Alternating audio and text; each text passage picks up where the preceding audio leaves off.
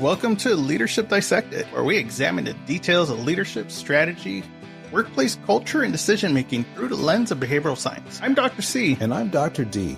With our decades of leadership experience and PhDs in business psychology, we dig into the latest research trends and practical strategies to help you survive at work without losing your mind. Today, we're going to discuss an important topic for workplace: trust. How do we cultivate trust? How do we earn it? How do we maintain it? We'll also explore what happens when we lose trust and when we should try to recover it, when we should cut ties and walk away. So let's cut into the topic. Let's talk about trust. Let's talk about trust. Dr. C, we have very different styles when it comes to building trust. I trust people immediately until they give me a reason not to. And you're the opposite. Yeah, definitely the opposite. I am very much, you need to earn that trust. You need to show me that you can be trusted. People start at zero with me and they have to earn that trust. Now, it doesn't mean that you can't earn it quickly, but coming into a conversation, coming into a relationship of any type, you have to earn it. It has to grow. You have to foster that trust. Yeah. I mean, the thing I know about you as well is that once that trust is earned, you are very forgiving when somebody violates that trust. I mean, somebody has to go pretty far before you're willing to not forgive them, depending on the severity of the slight. Once you've built that trust, you are incredibly committed to that relationship, and that trust, once it's been earned, gets pretty consistent. Yeah, I think it's really about level of commitment. And if I'm allowing you to have that level of trust with me, I have to give it to you 100%. After that, you've proven yourself to be worthy of that trust. So that means I'm going to give you a little bit more space, a little bit more grace when it comes to violating that trust. Although there are thresholds, there are some non-negotiables there. I think back to being a leader. And with the teams I manage, they got to earn that trust. And I try to build that trust up as quick as possible because I need to trust my team members to do the tasks that are assigned. I also trust my team members not to take advantage of that. It's really a give or take in it. And there's an ebbs and flows to the way I view trust. I give trust really easily, particularly in leadership roles where I'm working with other people. I figure, hey, if you're going to start here, I'm going to trust you 100%. Immediately from the start. It's up to you to maintain that level of trust with me. And I know everybody's along a spectrum, but you might be surprised at how many people you work with or people that you meet have a completely different point of view on how they build trust. Is it earned right from the start, or do you have to build it up from zero? Either way, for me, if somebody violates that trust, it's almost never coming back. It's very difficult for me to trust again because I'm like, I gave you a gift at the beginning and you squandered that gift. So why should I invest any more time in that relationship? Whereas I think your style, or the earn the trust, it seems like a little bit more forgiving after the fact because they've had to really demonstrate and really build up that level of trust. Again, not to say that a significant level of trust violation isn't going to change that point of view. Everybody has a threshold. It feels like it's very different in both gaining and in losing trust. If I have a team member who significantly violates my trust, it's very, very difficult for them to earn it back. I wouldn't say impossible, but it is very, very difficult, and they have to try extra hard. It's probably how hard somebody has to try, or maybe even harder than when they're first meeting you and have to build up that level of trust. Because if they violate that, you've invested very little time. You can just walk away. Whereas I have given a gift of trust that has been lost. I don't want to invest more time in recovering that, so I might as well just cut you loose. And I think a lot of that comes from how we define trust. Every person's going to have a different definition of trust. We look at the Webster Dictionary definition of trust: shared reliance on character, ability, strength, or truth of someone or something. Now, I prefer a different definition. It's a willingness to open oneself to risk by engaging in relationships with another person. And I think that's the crux of a lot of challenges with trust, is there's risk involved in building these relationships, essentially giving up a little bit of your power. Because that's what a component of trust is. It's you're allowing someone else to have a semblance of influence or control over you. So when we think about trust, there's also that risk. And as leaders in the workplace, we have to give up a lot of power. We have to take a lot of risk. Even joining a new organization, forming a new team, there's risk associated with that manifests on how we trust people. It's interesting because you think about our different leadership styles, our different trust gathering styles. But I can imagine an employee starting on the end of their first month. Think about the end of the first month where you're just getting comfortable. Everybody's getting into the new rhythm of having a new person there. And a person who is starting as an employee is a type of person who trusts immediately. But the boss, or maybe the culture of the team, is filled with people who you have to earn that trust. How long is that employee going to feel out of place until they've developed that trust? And especially if that expectation of the trust style isn't set up first and the employee doesn't know, they're just going to feel perhaps like they're not liked, or that everything's being scrutinized, or whatever imaginary thought processes might be going through their head. And conversely, in a style like mine, where it's trust everybody immediately, give them 100%, an employee who starts who doesn't trust immediately, this doesn't feel right. I don't know these people yet. Why are they treating me this way? What's the real story here? An employee like that might end up feeling skeptical, or again, equally out of place. And I wonder how many leaders and how many people have thought down and said, what is your trust style? What is your definition of trust? And what qualities of trust are important to me, so that when I'm working with a new employee or I'm starting in a new job, I can articulate, hey, this is how I view the world from a trust perspective.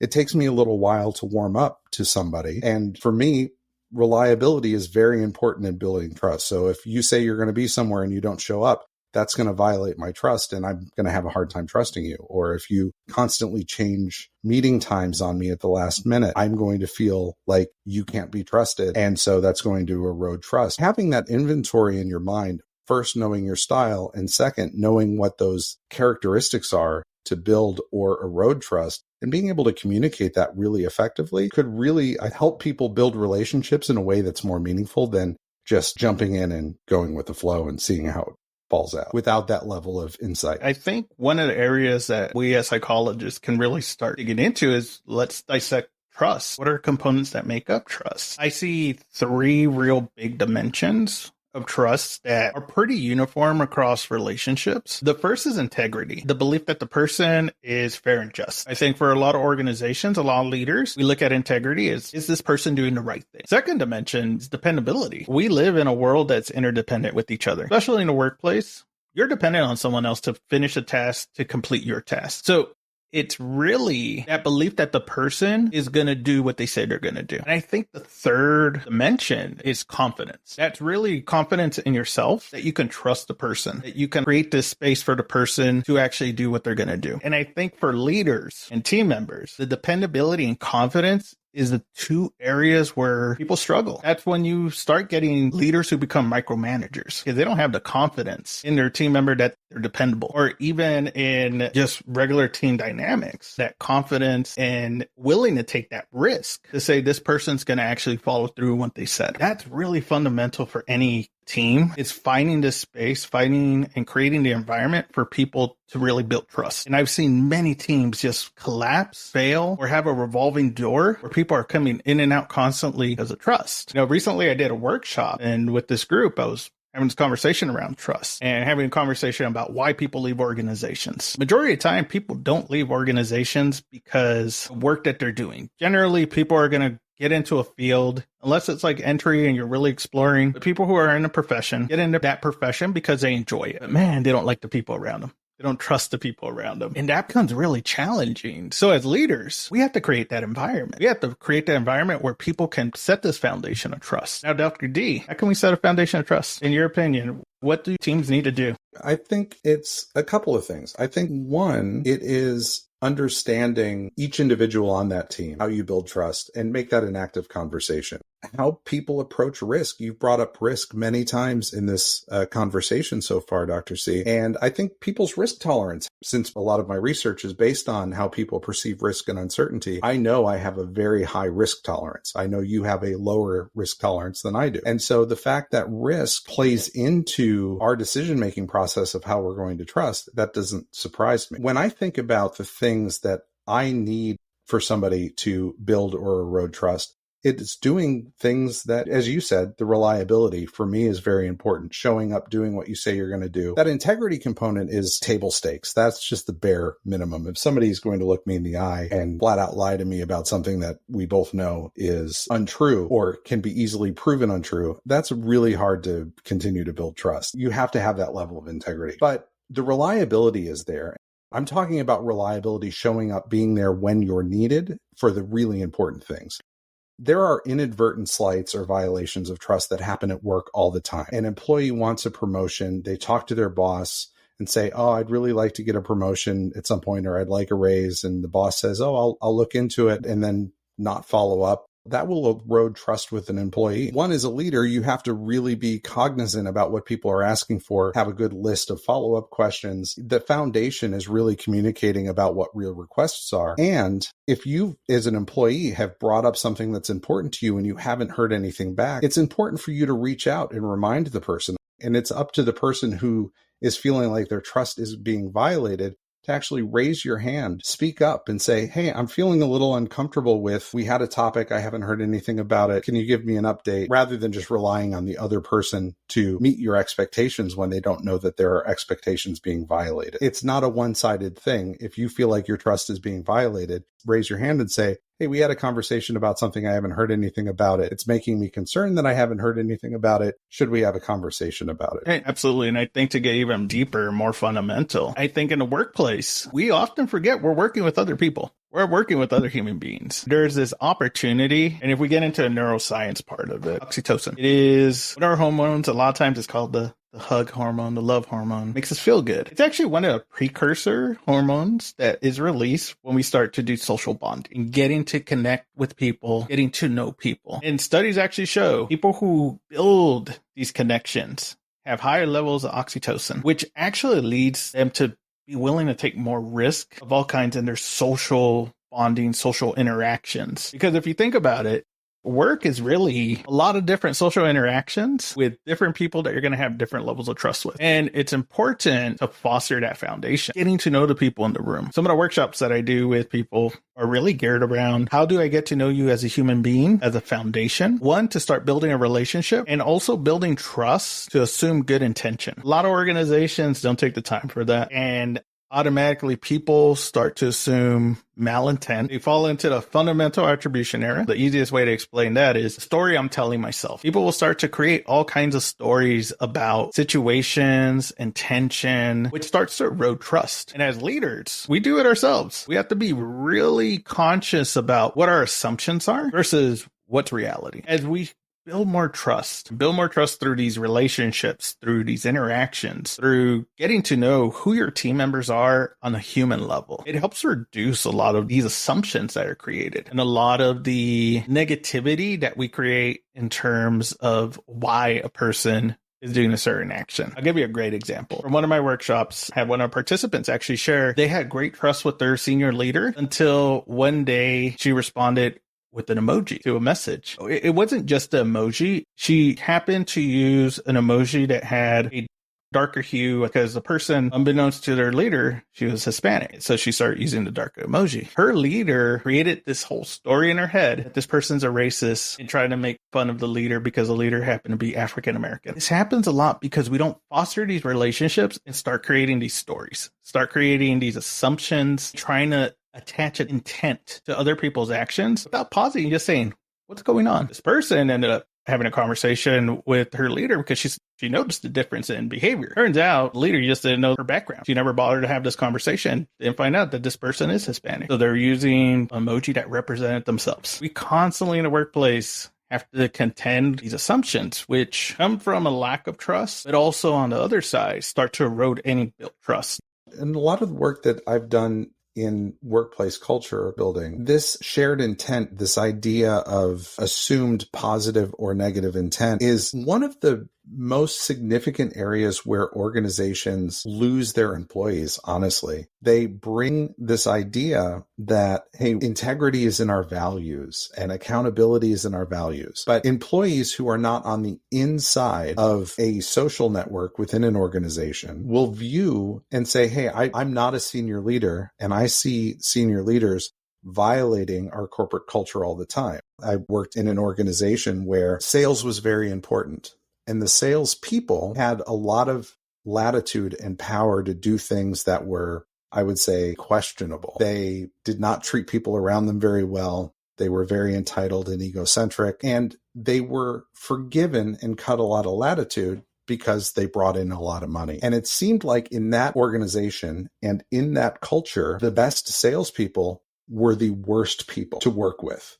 They treated people poorly. They certainly were engaging in some questionable activities, but a cornerstone of the culture was integrity and accountability. And if it was anybody outside of the sales team that were operating with those same principles and same behaviors, if it was an accountant, they would have been cut from the organization long ago. So trust is not just performance-based. We're going to trust you as long as you're trustworthy or you bring value to the organization. It has to be, we're going to trust you because you live up to our values and you perform well. Performance without abiding by the culture that are necessary for team building in an organization. If you don't want that kind of behavior in your organization, you have to be just as willing to cut high performers as you are to cut anybody else for violating those cultural norms.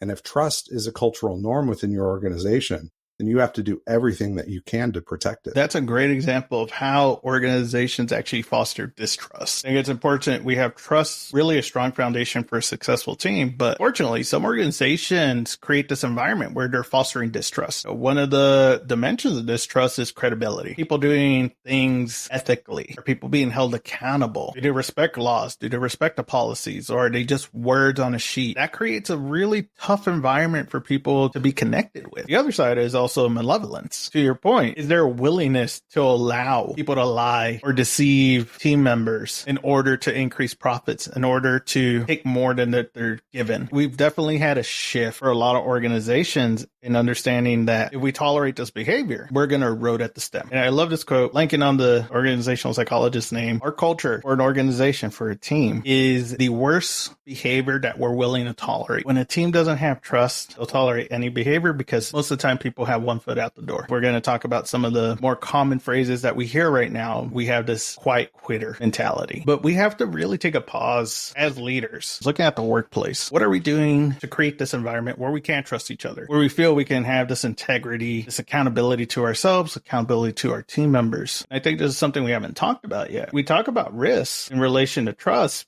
but to that point, there's also a level of vulnerability you have to have when you have healthy trust. And I think there's opportunities as leaders to model the behavior. As I tell my team members, and I've told them in the past, I only know what I know. I didn't take the class on mind reading, so I don't know what's on your mind. You got to tell me. You got to foster this environment of open communication. This takes a lot of risk. When you build the right trust, it makes it easier, this willingness to say I'm wrong. You're absolutely right. Vulnerability is of real importance in organizations because so many decisions are made at an organizational level because of trust. You brought up quiet quitting, which is an organizationally leadership-centric view of employees who shouldn't be trusted because they're not behaving in a way that is productive to the organization. It's viewed as a trust violation. That's why it's talked about in negative terms. From an employee perspective, there's also whisper promotions where people get a lot more work and a lot more responsibility without the title bump and without the pay bump. A leader leaves, roles get combined, a VP role is combined with the director role that the other person's already in, and they end up taking on a lot more responsibility while the organization wins out. That also erodes trust. It's good for the organization, so organizations don't talk about whisper promotions as much, but employees certainly do. From an organizational perspective, there's also what I'll call the dark side of trust. In behavioral science, there's this idea of in-group and out-group bias. But also there's something called familiarity bias. And this is when you trust somebody, you give them a lot more forgiveness than when you first know them. I worked in an organization that had a very loud and very aggressive and a very abrasive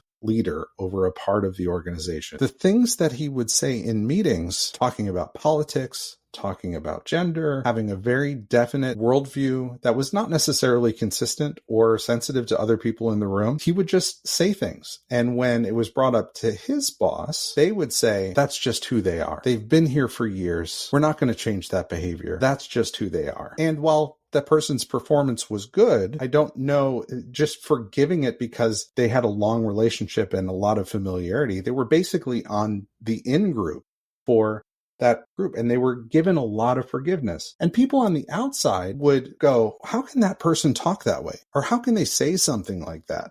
Because a person who's only been in the organization for a month, if they were talking like that in a meeting surrounded by senior leaders, they would be quickly escorted out the door. But because this person had been here for 20 years, they've accepted that behavior. Why was that behavior acceptable? And that would cause a lot of mistrust from employees. Other people who had experienced from a leadership perspective said, if the organization's not going to handle this, I'll go work somewhere where they actually respect our values. That's a great example of the quote I gave earlier. Culture you foster as a leader is really the worst behaviors you tolerate. And in that sense, what I interpret is this organization was willing to accept that behavior as part of their culture. Yes. And people from the inside did not see it as a problem. They just washed it away because they couldn't see it anymore because they had blinders on around this person. This brings up the idea of the old boys club in the C-suite. A lot of people can't get into the leadership in an organization because a group of leaders have built such a tight bond of trust that they forgive each other, but they also don't allow outsiders into their in-group, in their leadership of an organization. A well-established company that has a well-established leadership team might be very skeptical to allow an outsider to come into that leadership team and become part of that leadership team, because that's a big risk to allow people onto the inside. Meanwhile, that makes people who are looking to grow within an organization feel like it's an impossibility to work their way into senior leadership because they're not afforded the opportunity to develop the trust because the senior leadership team has already got their in-group and they're not really looking to bring more people in from the outside. So Dr. D, how do we fix this? How do we build trust with an organization, with a team? Well, that's easy. You just fix it. Oh, okay. Maybe it's not that easy. I think there's a little bit more to it. Otherwise, we have the magic wand. We'll just wave it. You trust each other. Yeah, let's not trust that. Let's think of some real ways. For me, it is taking blinders off. It's with an open mind and a want to get feedback to really try to understand what the perceptions are of people within the organization. If you're a senior leader, you should take on that responsibility to understand across the organization what that sense of trust is. If you're over a team or if you're on a team, it means having a conversation with your peers, your employees, your supervisor, the constituents that you work with, and really creating opportunities to take feedback and act on that feedback, because listening and putting an effort towards whatever that feedback is a great first step. Lacking anything else, bring in somebody from the outside, somebody who can be impartial, somebody who can listen, develop trust, develop a plan of action, who can see beyond your own or your organization's blind spots. That's where I would start. How about you, Dr. C? I think at a foundational level, you got to connect. You got to find out who's in the room. You got to find out who they are. There's this perception that we are our employee number, we're our role, title. We all know that we are much beyond that. As leaders, as team members, taking the time just connect with the person on a human level goes a long way. Matter of fact, when I did one-on-ones with team members, or even group meetings with team members, start off with two fundamental questions. Where's your head at? Where's your heart at? Head is really what's top of mind. What's your focus? Heart is how are you as a person? How are you as a human being? What's coming up? You got to give yourself permission to be human. That's a foundation. We are social creatures. We want to be around people to some extent. Foundation of trust is just connecting with human beings. Just connecting with someone, finding out who they are. Does it mean deepest, darkest secrets? No. Does it mean I know who you are. I know what you enjoy. I know where you may struggle, and it's okay. We're going to create an environment where we can give you that support. I think at the basic level, for any leader, for any team member, if you can start connecting and building relationship, you can start building upon it, the more formal asking of how is it that you like trust? How is it that I can build trust with you instead of going into an automatic assumption? I think that's really important for building the relationship, bringing people together so that they do take advantage of that familiarity bias that we talked about earlier. You're more likely to take a risk with somebody that you like and somebody that you know than somebody that you don't or that you don't like. So building that likability is, I think, a really great way of building that trust. I'm going to say something controversial, and I'm curious about your perspective, Dr. C. Let's hear it. The work that people do is a transaction. A lot of the challenges that people have with mistrust at work is because they try to make it their second home. What if we approached In the absence of trust, work neutrally. We say, I'm here to do a job. I'm going to show up and do the job the best that I can. I'm going to try to better my expertise so I can do my job more efficiently and grow in my role. But trust doesn't play a role in it. I just need to do what I'm here to do. And I need the people upstream and downstream and the people that supervise me to do what they need to do. As long as trust isn't violated, in the absence of trust is trust in the process, trust in the transaction, and trust in the part that you play under the agreement that I'm going to do this work and I'm going to receive payment for that work. Is that adequate? I think the challenge in that scenario is, although a lot of work is transactional, there is an interdependency when it comes to work. A lot of what we do is a sum of our labor. It's not just one person doing one component. I think the neutral mindset only goes so far as more complex the work gets. The more we start digging into what is this system of work? What are all the levers that are being pulled? I think that neutral mindset is not sustainable for an organization, because lo and behold, people have personalities, people have their wants, people have their needs, people have their perspectives. And it's important that we see people's perspectives. We see their wants, their motivations, because then we can take this neutrality that you're proposing to make it more effective by finding those components, those levers to pull that actually is going to increase productivity, increase people's sentiment of the workplace. I'll be honest, I don't want to work in a place that's neutral. Yeah, it just doesn't sound appealing. I agree. And I've heard leaders, and the reason I bring this up is, one, I think it's a good mental exercise. Would you really want to work in a place like that? I've heard leaders say, this is a social contract. They're here to do work. We're here to pay them. We don't need to get along.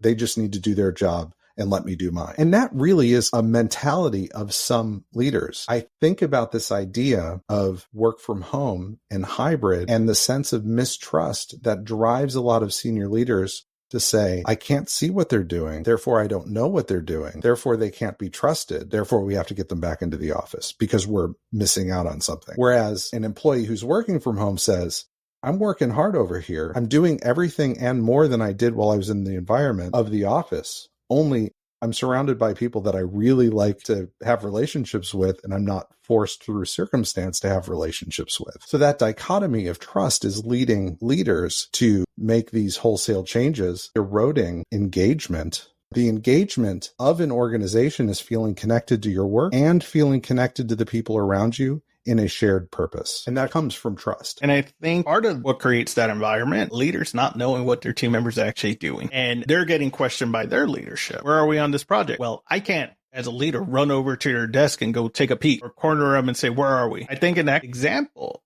it's more so they're interweaving of trust and power dynamics. It's semblance of control. With trust, that also is a scale of how much control we're willing to give another individual or how much control we're willing to take from another individual. So we talked about earlier, micromanaging. That's not trusting persons. You're taking away all their control of autonomy and making decisions the right way. And that creates that environment where people can't do what they need to do. Depending on how we view trust, how much trust we're willing to give, how much trust we're willing to take as leaders, we have to understand that there's an ebb and flow to it. Having people return to the office, just a semblance of control. And a lot of time it's because someone has questioned that leader's knowledge or has questioned that person's trust. So in turn, they're questioning their team's trust now. Yeah, I will stand behind this thought process. If you show me a leader that can't manage a team that's working from home, I will show you the same leader is one that can't manage a team while they're in an office together. I 100% agree with that. If you show me a team member who can't be trusted working from home, I will show you a team member that can't be trusted working in the office. If a leader can't trust their team to work remotely, then those team members shouldn't be on your team.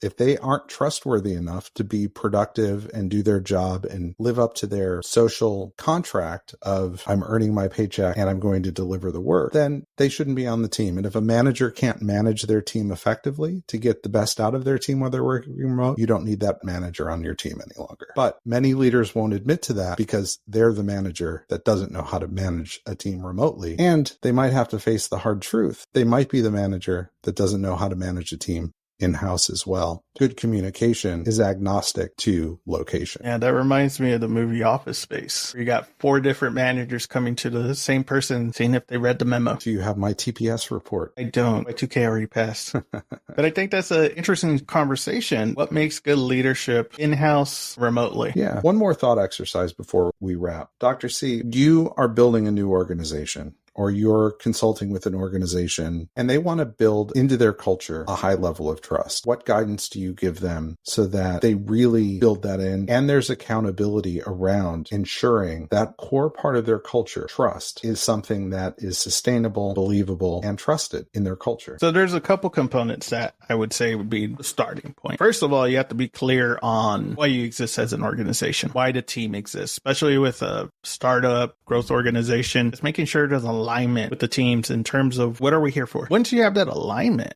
it's important for leaders within the organization to actually have trust with each other, because a lot of times team members are going to look at leadership or cues on how should I behave with this team, how should I behave with this other team. When we don't build that trust with the leadership team at early foundation, you end up having a lot of silos that are interdependent with each other, and you end up failing as an organization, failing as a team, or you're constantly trying to fix relationships. So building a strong foundation with the relationship. I think where a lot of organizations miss the target is not providing expertise and support to middle and frontline managers and supervisors on how to foster strong teams. The reality is they're the ones doing the work. They're the ones that are going to have the revolving door of team members leaving, and now we have these increased costs when it comes to recruitment and retention, that sentiment, where there's no trust in the product, trust in the system, trust in the organization. It becomes reflective in our interactions with our stakeholders. So I think a big miss for a lot of organizations is they don't actually create the space and have these real conversations about what is trust and how do we foster trust as a team in the organization? How do we foster trust with each other? So having that additional perspective, having